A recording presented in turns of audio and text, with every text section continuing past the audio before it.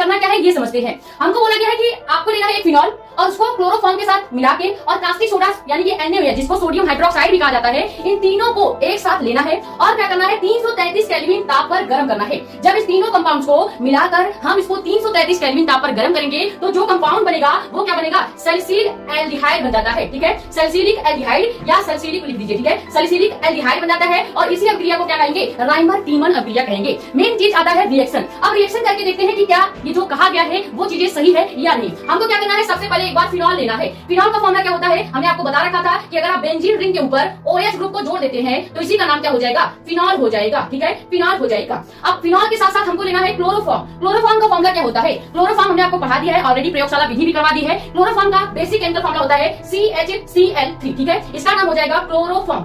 अब क्लोरोफॉर्म का यूज कहां होता है ये आपको कमेंट में बताना होगा। अब इसके बाद क्या करेंगे, अब हमको लेना है कास्टिक सोडा।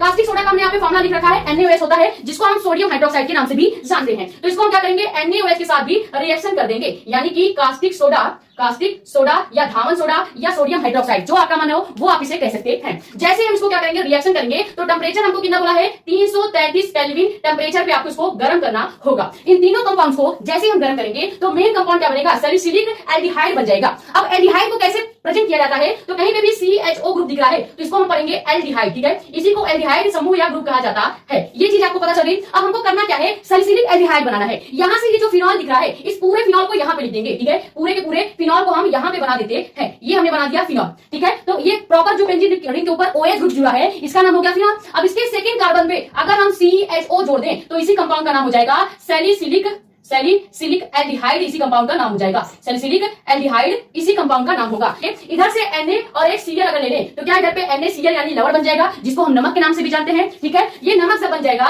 तो हमारे पास अभी कितने क्लोरीन बच गए, 2 क्लोरीन इधर बच गया, एक हाइड्रोजन इधर बच गया। ठीक है, तो हम क्या करेंगे, लास्ट में यहां से जो एक हाइड्रोजन है, यहां से एक हाइड्रोजन लेंगे और यहां पे पहले से ही फिनॉल के पास एक हाइड्रोजन है तो ये हाइड्रोजन और ये हाइड्रोजन मिलके H2 हो जाएंगे और यहाँ पे ऑक्सीजन भी हम लगा देंगे, यानी लास्ट में वाटर मॉलिक्यूल भी बन जाएगा। लेकिन ये रिएक्शन पूरी तरह से बैलेंस नहीं है। इधर हम NaCl के साथ 3 से गुणा कर देंगे तो अब हमारे पास क्लोरीन कितना हो गया, 3, और सोडियम कितना हो गया, 3। तो जब सोडियम 3 हो जाएगा तो हमको इधर वाला भी NaOH का जो सोडियम है उसको भी बराबर करना पड़ेगा। तो हम क्या करेंगे, ये NaOH जो है, ठीक है, ये NaOH जो है इधर भी 3 से गुणा करेंगे ताकि इधर का सोडियम बराबर हो जाए। और यहाँ पे सोडियम और क्लोरीन बराबर हो चुके हैं, इधर भी सोडियम और OH ग्रुप जो है वो पूरी तरह से बराबर हो गया है। अब हमको क्या करना है कि ये जो हाइड्रोजन है इसको बराबर करने के लिए हम क्या करेंगे, H2O के साथ 2 से गुणा करेंगे। ठीक है, H2O के साथ 2 से गुणा कर देंगे तो ये जो पूरा रिएक्शन है पूरी तरह से बैलेंस हो जाएगा।